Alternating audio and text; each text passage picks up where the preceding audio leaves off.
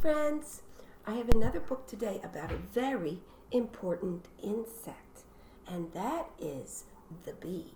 I know some of us don't like bees, but we're going to learn about why bees are very important to our world. So the title of this book is The Hungry Bee. The author and the illustrator is Jessica Goldstrom. Now this book, the pictures aren't as bright and pretty as I would have chosen, but the book has a lot of information, and that's why I wanted to read it today. It's a fiction book, but it's really based on important information that is true. So the words are kind of small, so I have to put on my glasses. On a warm summer morning, a hungry honeybee emerged from her hive. She was famished and in dire need of food. She was so hungry. Do you ever feel that way? So she began on her journey to find flowers, because flowers contain nectar and pollen, a complete meal for any bee.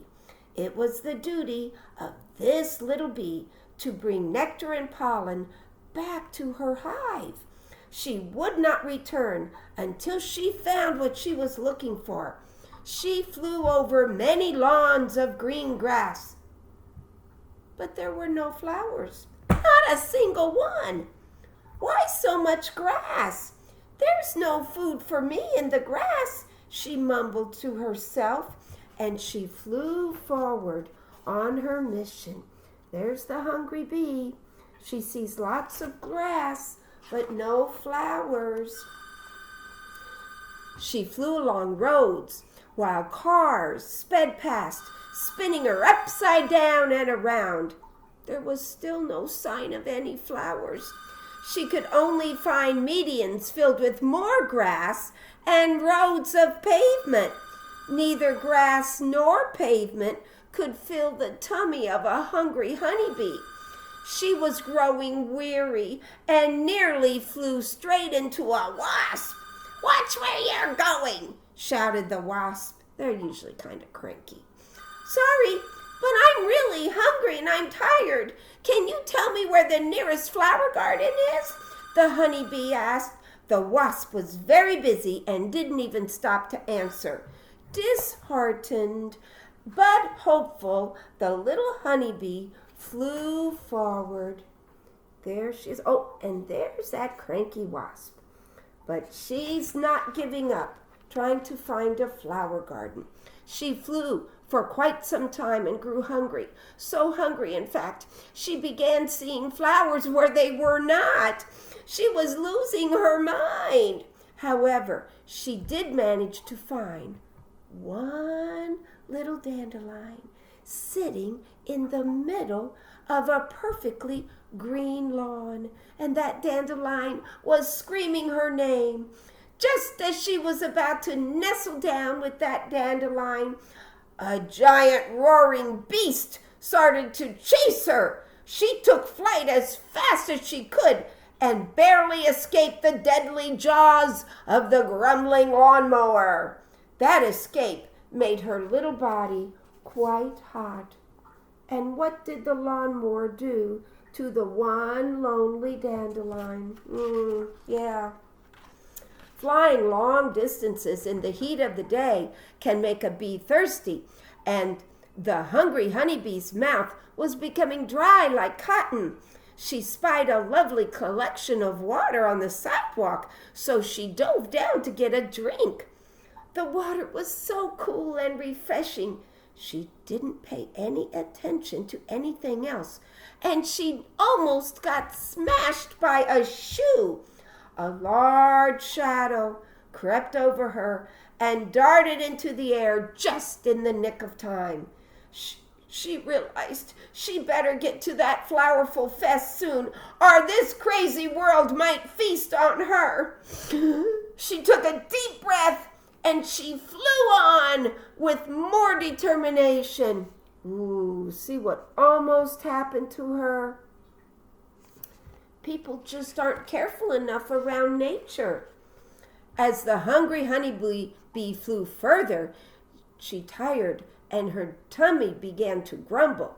She flew over a large field of corn and was so sad to find it fell short of the right food for her. It didn't have any nectar. Her wings were tired. She wanted to rest, but she hadn't found her flowers, and she was determined to do so. Her tired little wings pressed on just a little further, and guess what? There it was, like a rainbow glow reaching toward her amidst the tall green. Finally, a garden full of colorful flowers with delicious nectar and pollen to bring back to the hive. Yippee! She rejoiced. It was a little flower garden. She was so excited, and just in the nick of time. She flew into the largest bloom she could find and began drinking and drinking all that nectar until her hunger was satisfied. Then she drank more nectar to fill her nectar transport tummy for honey production back at the hive. I think you learned about that in the video you saw this morning. Pollen was the second item on her list. So she packed the yellow dusty pollen into the tiny pollen baskets that she has on her back legs. And the pollen she would keep in those little baskets until she got back to the hive. Now the very happy honeybee, full of nectar and loaded with pollen, flew home to tell her sisters where to find this wonderful feast. When she arrived home, she waggled a little bee dance to show her sisters the way to the garden. And bees really do that. They have a little bee dance to let the other bees know where to go. She danced a figure 8 shape with a little shake at each side of the figure 8. Her sisters studied her direction with great concentration, making note of every move she made in the wiggle dance so they could find the feast. Then one by one, the hungry honeybees all traveled to the flower garden to eat and gather pollen and nectar to bring home to the hive. Here's the wiggle dance that she's doing to show her other sisters where to go. The honeybees dined at this same garden all summer with delight, but they didn't know the flowers had grown from seeds that were planted that spring with the intention of feeding them. This friendly gardener noticed that her city was full of green, but not many flowers for pollinators to feed on. Bees and butterflies are pollinators. They travel from flower to flower, collecting nectar and collecting pollen. She loved the bees, and she wanted to see them in her yard. She replaced the green grassy yard with a large selection of colorful blooms, and in doing so, she was feeding the honeybees. Thanks to the feeding frenzy of these honeybees, each flower was pollinated, and each flower produced seeds destined to become more of the same flowers the following spring. Here's the flower lady. And she said, my, oh my, we have lots of green space in our town, but we need more flowers. The butterflies and the bees, they can't feed off of corn and green grass. They need flowers that produce nectar and pollen. As the years went by, the gardener had more flowers to admire because she also had many more buzzing visitors every year. The hungry honeybees never had to search for another flower garden ever again, and the friendly gardener never had to plant another flower seed ever again. And that's the flower garden grew and grew and grew. Because when the pollinators, or the butterflies and the bees and other insects, when they collect that pollen and they drop it on another flower, together they're making new seeds for new flowers.